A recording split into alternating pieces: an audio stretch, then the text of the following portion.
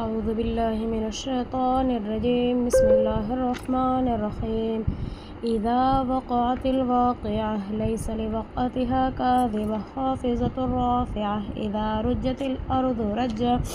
وبست الجبال بسا فكانت هباء منبثا وكنتم أزواجا ثلاثة فأصحاب الميمنة ما أصحاب الميمنة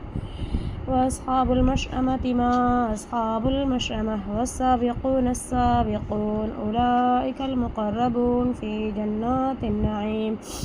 ثلة من الأولين وقليل من الآخرين على سرر موضونة متكئين عليها متقابلين يطوف عليهم ولدان مخلدون بأكواب وأباريق وكأس من معين لا يصدعون عنها ولا ينزفون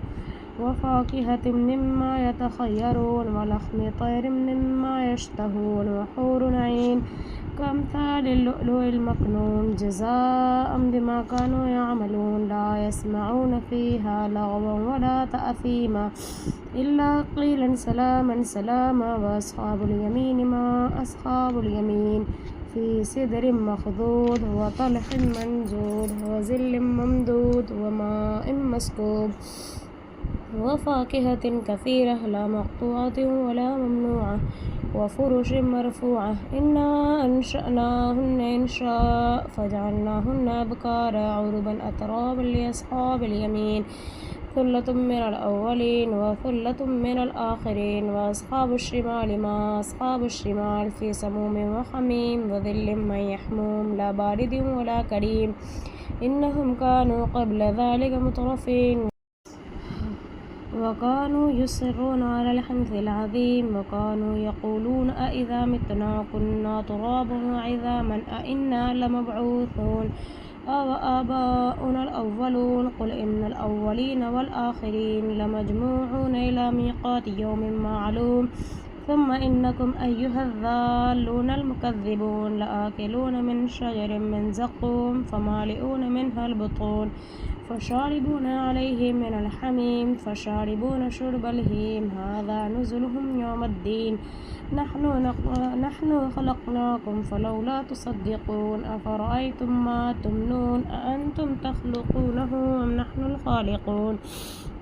نحن قدرنا بينكم الموت وما نحن بمسبوقين على أن نبدل أمثالكم وننشئكم فيما لا تعلمون ولقد علمتم النشأة الأولى فلولا تذكرون أفرأيتم ما تحرثون أأنتم تزرعونه أم نحن الزارعون لو نشاء لجعلناه حطاما فظلتم تفكهون إنا لمغرمون بل نحن محرومون أفرأيتم الماء الذي تشربون أأنتم أنزلتموه من المزن أم نحن المنزلون لو نشاء جعلناه أجاجا فلولا تشكرون أفرأيتم النار التي تورون أأنتم أنشأتم شجرتها أم نحن المنشئون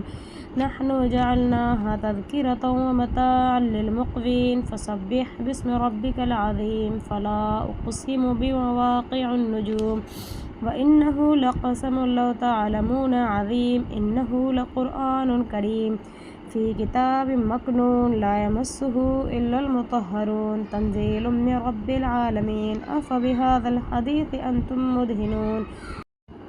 وتجعلون رزقكم أنكم تكذبون فلولا إذا بلغت الحلقوم أنتم حينئذ تنظرون ونحن أقرب إليه منكم ولكن لا تبصرون فلولا إن كنتم غير مدينين ترجعونها إن كنتم صادقين